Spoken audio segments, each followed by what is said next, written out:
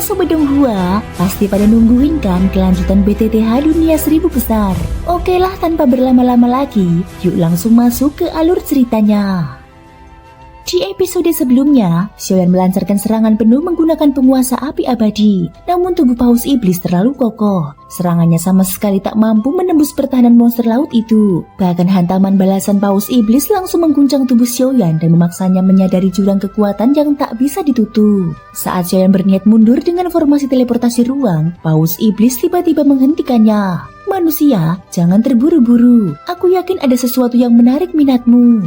Niat membunuh paus iblis menghilang. Dengan tirai air biru yang menyelimuti tubuh raksasanya, dia melakukan transformasi iblis, muncul dalam wujud manusia berambut biru. Sikapnya berubah, tak lagi sebagai penjaga yang mengancam, melainkan pihak yang ingin bernegosiasi. Aku memang meremehkanmu. Tak kusangka di usia semuda ini kau telah memiliki api suci. Meski nada suaranya menyiratkan ketertarikan, paus iblis menegaskan dia tak berniat merebut kekuatan Xiaoyan. Tenang saja, aku membutuhkan bantuanmu, bukan api sucimu. Paus iblis pun mengungkap alasan keberadaannya di pintu masuk reruntuhan. Semua ini adalah perintah dari sosok misterius yang bahkan dia takuti. Siapapun yang memiliki api abnormal harus dilewatkan. Karena tujuan itu telah tercapai, dia tidak akan lagi menghalangi manusia lain memasuki reruntuhan. Sebagai imbalannya, Xiaoyan diminta menuju Pulau Guanghan, salah satu dari 3 pulau. Untuk memasuki Pulau Guanghan, kau harus mendapatkan token dari Pulau Kelinci Giok dan Pulau Cahaya Bulan. Saat Xiaoyan menanyakan keberadaan api kehidupan dan kematian, jawabannya pun terungkap. Harta itu berada di Pulau Cahaya Bulan. Dengan tujuan yang kini jelas,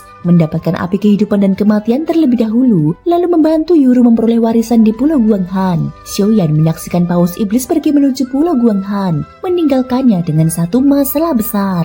Sialan, dia belum bilang bagaimana cara masuk ke kedua pulau lainnya. Paus iblis langit, dasar bajingan. Xiaoyan tak bisa menahan diri untuk memaki, karena jelas makhluk itu justru sedang meminta bantuan padanya. Xiaoyan tentu tidak mungkin bersikap seperti pihak yang memohon. Yang membuatnya kesal, paus iblis itu begitu ceroboh. Dia tidak menjelaskan semuanya dengan tuntas sebelum pergi, hanya melemparkan beberapa kalimat lalu menghilang begitu saja. Sudahlah, kata Xiuqi sambil tersenyum. Kalau paus iblis sudah pergi, mari kita cari dulu cara masuk ke Pulau Cahaya Bulan. Ya, Xiaoyan segera menenangkan diri. Tak lama kemudian, mereka berdua langsung menyelidiki area laut tepat di bawah 3 pulau. Sudah selama ini mereka pergi, tidak akan terjadi sesuatu kan? Suara Mu Yingying terdengar dari kejauhan, di tempat Mu Feng dan rombongannya berada. Saat ini, mereka semua diselimuti api milik Xiaoyan. Meski berada di tengah laut, air sama sekali tidak menyentuh tubuh mereka. Hati-hati, Qinxin tiba-tiba berseru dengan nada cemas. Pum pum pum. Hampir bersamaan dengan peringatannya, gelombang raksasa yang ganas menghantam dari kejauhan. Hancur. Mu Feng segera mengayunkan pedang kayu di tangannya. Energi biru tua meledak keluar dan menghantam gelombang itu. Brak! Gelombang raksasa tersebut langsung terbelah. Sial, dari mana datangnya gelombang sebesar ini? Gumam Mu Feng. Ini buruk. Ling Fuyong menatap api indah di sekeliling mereka dengan wajah berubah. Kenapa api ini jadi begitu tidak stabil? Bahkan terasa seperti akan menghilang. Tidak salah lagi, kata Mu Yingying sambil mengerutkan kening. Pasti Xiaoyan dan yang lain dalam bahaya. Kalau tidak, api ini tidak mungkin bereaksi seperti ini. Kita harus segera pergi melihatnya. Ini, Yuru ragu untuk berbicara. Ayo berangkat, kata Mu Feng tegas. Kita cari Xiaoyan dan yang lain. Bergerak perlahan saja. Meski tak satu pun dari mereka bisa berenang, perlindungan api Xiaoyan membuat perjalanan mereka tidak terlalu sulit. Sementara itu, saat Mu Feng dan rombongannya bergerak menuju dasar pulau, para murid dari sekte-sekte super juga mulai memasuki wilayah laut reruntuhan, di mana Xiaoyan dan yang lainnya. Ki Hauran baru saja jatuh dari langit ke laut. Dia bahkan tak sempat terkejut, langsung menatap sekeliling. Seperti Xiaoyan, mereka pun terjebak oleh saluran ruang yang menghilang secara aneh dan terjatuh keras ke laut, menahan rasa perih di sekujur tubuh. Aku tidak tahu, jawab adiknya Ki Hao King. Mungkin mereka sudah masuk ke 3 pulau itu. Ayo cepat, kali ini kalau gagal, dengan watak Raja Suangling, dia pasti tak akan membiarkan kita berdua hidup tenang. Ki Hauran tahu betul betapa liciknya Raja Suangling. Pergi, keduanya segera berenang menuju dasar 3 pulau. Para murid dari sekte super lainnya, bahkan dari sekte biasa, juga jatuh ke laut. Tanpa ragu, perhatian mereka semua tertuju pada 3 pulau. Mereka tahu harta sejati berada di sana. Aneh, Xiaoyan dan Xiuqi telah lama menyelidiki area di bawah 3 pulau, namun tak menemukan apapun. Wilayah laut di sini terasa berbeda dari tempat lain. Xiaoyan, tak lama kemudian, Mu Feng dan rombongannya akhirnya bertemu dengan mereka. "Kalian tidak apa-apa?" tanya Mu Yingying cemas. "Kami merasakan pertarungan yang sangat mengerikan dari arah kalian." "Tidak apa-apa," jawab Xiaoyan sambil tersenyum. "Kami bertemu penjaga reruntuhan. Untungnya, tidak sampai terjadi bahaya besar."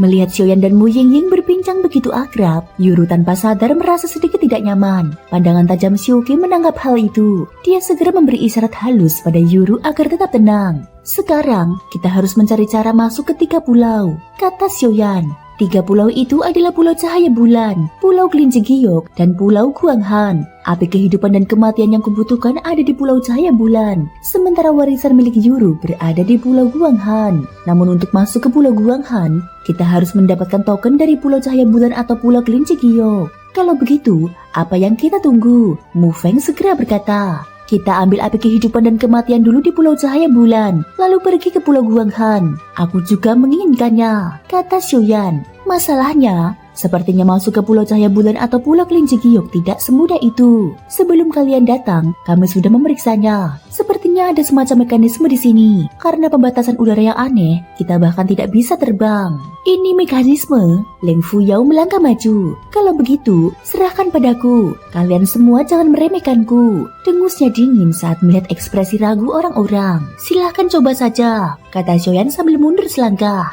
Leng Fuyao menutup mata berpikir dalam-dalam. Pada saat itu, rune misterius di dahi Yuru tiba-tiba memancarkan cahaya putih aneh. Tanpa kendalinya, kekuatan itu menyapu ke arah Leng Fuyao. "Aku rasa aku tahu jawabannya." Leng Fuyao tersenyum dingin setelah menyerap kekuatan itu. "Apa?" tanya yang lain serempak. "Untuk memasuki 3 pulau, kita membutuhkan Yuru," ucap Leng Fuyao. "Apa yang harus kulakukan?" Yuru bertanya tanpa ragu. "Sederhana, coba lepaskan rune misterius di dahimu. Itu akan membawa kita ke salah satu dari 2 pulau tersebut." Sesederhana itu, Xiaoyan hanya bisa terdiam. Setelah lama mencari tanpa hasil, jawabannya justru ditemukan dalam sekejap. "Coba saja dulu," kata Leng Fuyao. Semua orang pun menatap Yuru dengan penuh harap. "Aku akan mencobanya." Melihat semua orang menatapnya, Yuru berkata pelan, "Jangan gugup. Coba dulu saja. Kalau tidak berhasil, kita pikirkan solusi lain." Melihat Yuru tampak tegang, Xiaoyan segera menenangkannya. Ya, mendengar kata-kata itu, kegugupan Yuru perlahan menghilang berkat perhatian Xiaoyan yang tiba-tiba. Beberapa saat kemudian, sebuah rune misterius yang menyilaukan perlahan muncul di dahi Yuru. Bersamaan dengan kemunculan rune itu, sesuatu tampak mulai bergerak dari wilayah laut tepat di bawah kaki Xiaoyan dan yang lainnya. "Ada sesuatu di bawah kaki kita." Kenshin langsung menyadari perubahan itu. Raut wajahnya berubah waspada. "Jangan panik, benda itu seharusnya alat untuk membawa kita masuk ke pulau." Dengan kekuatan jiwa yang tajam, Xiaoyan segera menangkap rahasianya dan langsung berbicara. "Pum pum pum."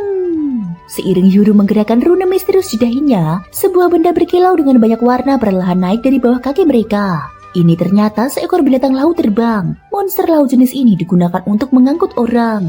Tak lama kemudian, punggung raksasa itu langsung mengangkat Xiaoyan dan rombongannya keluar dari laut. Lalu perlahan terbang ke udara, melaju menuju 3 pulau besar. Sepertinya berhasil. Yuru berkata lega saat melihat tubuh mereka perlahan terangkat. Saat ini, Xiaoyan dan yang lainnya duduk di punggung monster laut raksasa itu. Makhluk tersebut tak mengeluarkan suara apapun, hanya terbang lurus ke udara. Jelas tujuannya adalah mengantar mereka menuju 3 pulau reruntuhan. Api kehidupan dan kematian, aku datang. Hanya saja aku tidak tahu apakah aku masih bisa mempertahankan benda-benda terakhir yang ditinggalkan leluhur Xiao Xuan yang telah bangkit di reruntuhan ini. Xiaoyan menatap 3 pulau yang semakin dekat, lalu berbicara pelan. Kebangkitan leluhur Xiao Xuan selalu menjadi perkara besar di hati Xiaoyan. Bagaimanapun di benua Doqi, leluhur Xiao Xuan telah memberinya bantuan yang luar biasa. Tak berlebihan jika dikatakan bahwa tanpa bantuan sang leluhur, mungkin tidak akan ada Xiaoyan yang berdiri hari ini. Selain itu, Xiaoyan juga sangat penasaran dengan rahasia keluarga Xiao. Terlebih lagi garis keturunan Dou bermula dari leluhur Xiao Xuan. Dia ingin mengetahui kebenaran yang seharusnya diketahui para leluhur. Lebih jauh lagi, Xiaoyan pernah membuat perjanjian dengan seorang wanita misterius di reruntuhan. Perjanjian 100 tahun untuk mencapai tingkat dosian. Wanita itu tampaknya adalah penjaga klan Xiao. Terlalu banyak misteri yang belum terpecahkan, sehingga Xiaoyan tak punya pilihan selain mempercepat rencananya untuk membangkitkan para leluhur.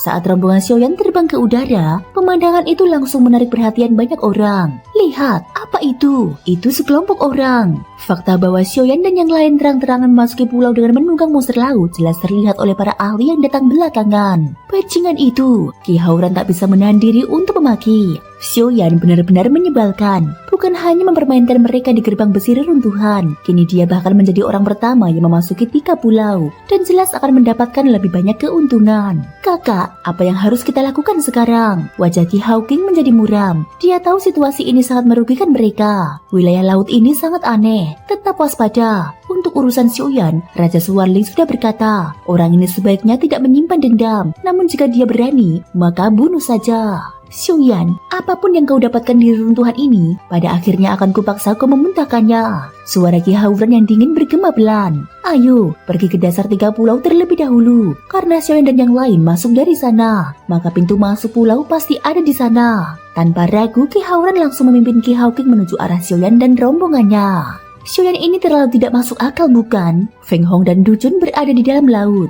Meski air laut ini sangat istimewa, bagi mereka berdua rasanya seperti berada di rumah sendiri, tanpa rasa tidak nyaman. Apakah Xiaoyan itu murid dari pavilion Feng Xiang? Sepertinya dia memang punya kemampuan. Feng Hong langsung berkomentar, kakak senior, Xiaoyan adalah orang yang membunuh kaisar hantu kembar dalam kompetisi penjarahan sebelumnya. Apakah menurutmu dia biasa saja? Du Jun tersenyum, kau tampaknya sangat mengenalnya. Feng Hong agak terkejut. Tentu, Xiaoyan adalah lawanku. Cepat atau lambat, aku akan mengalahkannya secara langsung dengan teknik tubuh. Du Jun tersenyum perlahan. Suaranya dipenuhi keyakinan yang tak tergoyahkan. Berusahalah dengan keras. Feng Hong tak banyak berkata. Dalam hati dia hanya menganggap juniornya terlalu polos. Meski kekuatan Xiaoyan tidak tampak mencolok, tekanan yang dia berikan bahkan tak kalah dari beberapa dodi bintang 7. Bahkan Feng Hong sendiri tak sepenuhnya yakin bisa mengalahkannya. Namun, apa yang Xiaoyan lakukan sebelumnya memang terlalu ekstrim. Aku khawatir sekarang banyak murid sekte super yang menyimpan dendam besar padanya. Jika itu benar, maka persaingan dan konflik berikutnya pasti akan sangat merepotkan. Dendam? Du Jun tampak bingung. Kau akan mengerti nanti. Orang-orang yang paling menyimpan dendam itu antara lain Guni dari sekte Solomon, saudara Qi dari keluarga kerajaan Suwanling, dan Wang Xi dari sekte Wangpo. Mereka semua tipe yang pasti membalas dendam. Xiaoyan membuat mereka menderita kerugian besar di Gunung Gerbang Besi. Aku khawatir mereka akan bersatu untuk menghadapinya. Meski Xiaoyan sekarang bersama orang-orang pavilion Wanhua, jika 3 kekuatan itu bersatu, hampir tak ada yang bisa menandingi mereka. Ucap Feng Hong. Ini jadi merepotkan. Du Jun berhenti tersenyum, menatap Xiaoyan dan rombongannya yang semakin jauh. Sialan, Xiaoyan ini benar-benar mempermainkan kita. Kalau nanti masuk ke pulau aku bertemu dengannya, aku pastikan dia menyesal. Wang Xi menatap mereka dengan tatapan ganas. Sepertinya perkataan pemimpin sekte memang benar. Xiaoyan ini benar-benar musuh besar. Namun ada 2 orang bodoh dari keluarga kerajaan Suwanling dan sekte Wandu. Mari kita lihat apakah bisa menyatukan mereka. Jika berhasil, kita singkirkan ancaman besar ini terlebih dahulu. Soal harta dan doki setelahnya, kita bisa mengaturnya. Ucap Guni tersenyum licik. Aku tidak tahu kenapa, tapi sebelum masuk, guru tiba-tiba mengirim transmisi suara dan meminta kami membantu Xiaoyan. Wu Po tiba-tiba berkata, membantu Xiaoyan? Lin Zu tampak kebingungan. Aku juga tidak mengerti, tapi transmisi suara itu hanya diketahui guru, dan tak boleh ada orang lain yang tahu. Wu Po menggeleng belan. Kita lihat saja nanti. Lebih baik masuk ke pulau dulu. Wu Po segera bergerak menuju pulau. Lin Zu tak berkata apa-apa dan langsung mengikutinya. Hingga saat ini, tak terhitung murid sekte telah menuju 3 pulau besar. Tak ada yang tahu cerita menarik apa yang akan terjadi kali ini di reruntuhan tersebut.